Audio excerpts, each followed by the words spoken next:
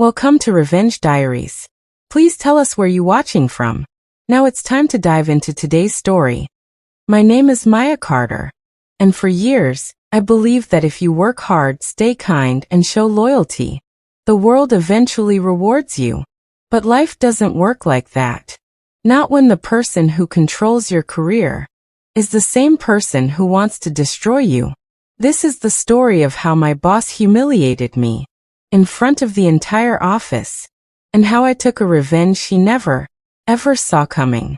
I worked at Revenge Technologies, a mid-sized tech company in Seattle. I wasn't rich. I wasn't perfect. But I loved my job. I was always early, always prepared, always the one people came to when they needed help. Then one day, everything changed. When the company hired a new operations manager, Victoria Ayes. She walked in wearing confidence like armor. Laudel, lude attitude. Victoria hated me instantly. Not because I did something wrong, but because people respected me more than they respected her. She couldn't stand that. On a Monday morning, Victoria called a full team meeting. Everyone gathered around the big conference table. Then she pointed toward me. Maya, stand up. I stood confused, nervous. This, she said loudly, is an example of what not to do in this department. Everyone froze. She's slow, unorganized, and frankly, I have no idea how she even got hired. A few people forced awkward laughs. Most stayed silent, scared of her. My heart dropped. My face burned. I felt myself shrink in front of everyone. But I said nothing. Because I needed this job. I told myself it was just one bad moment. I had no idea things were about to get much, much worse.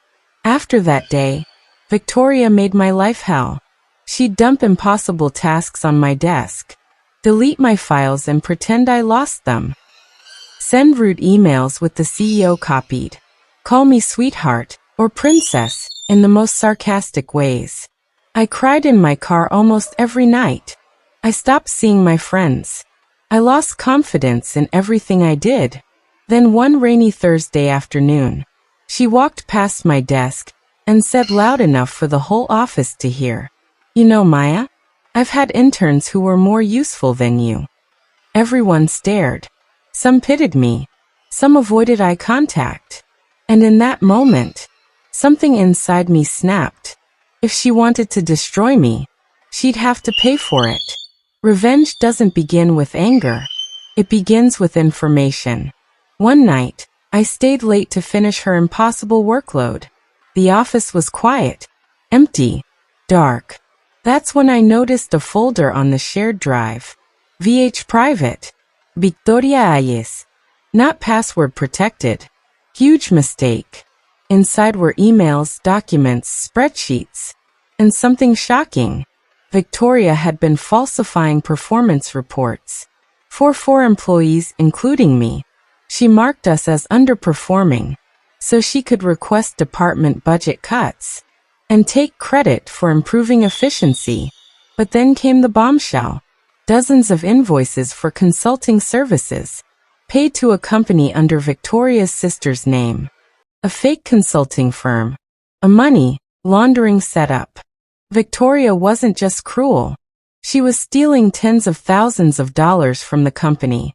My hands shook. My chest pounded. I copied everything onto a flash drive. For the first time in months, I felt power. Real power. White Medium Star Part 5.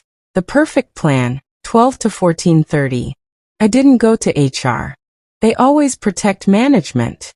I didn't confront Victoria. She'd cover her tracks. Instead, I went straight to the CEO. I scheduled a private meeting.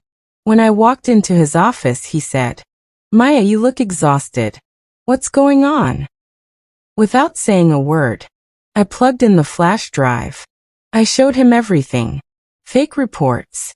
Illegal invoices. Money being funneled into a fake company. Her abuse. Her lies. Her corruption. For almost a full minute, he said nothing. Then he spoke quietly. "Maya, I need you to leave the building calmly. And thank you for your honesty.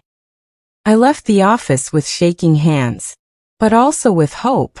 The next morning, when I arrived at work, the office felt different. Everyone was whispering, gathered, watching the conference room. And there she was, Victoria, sitting between the CEO and two security officers. Her face was pale, her legs shaking, her perfect confidence gone. Everyone watched as security escorted her out, in front of the entire office. The same way she humiliated me. As she passed me, our eyes met. She knew. She absolutely knew. I was the one who exposed her. 2 hours later, the CEO called a meeting. He announced that Victoria Hayes had been fired for financial fraud and unethical conduct. Then he said something I'll never forget. And none of this would have been discovered without the integrity and courage of Maya Carter. For the first time in months, everyone clapped for me, not because I was a victim, but because I fought back. Victoria lost her job, her reputation, her career, and I was promoted to her position. Today, when I walk into that office, I hold my head high, not because I'm perfect, not because I'm powerful, but because I refuse to let someone break me. Sometimes revenge isn't loud. Sometimes it's not dramatic. Sometimes, revenge is simply telling the truth to people who chose to ignore it. And trust me, the truth destroys far more than anger ever could.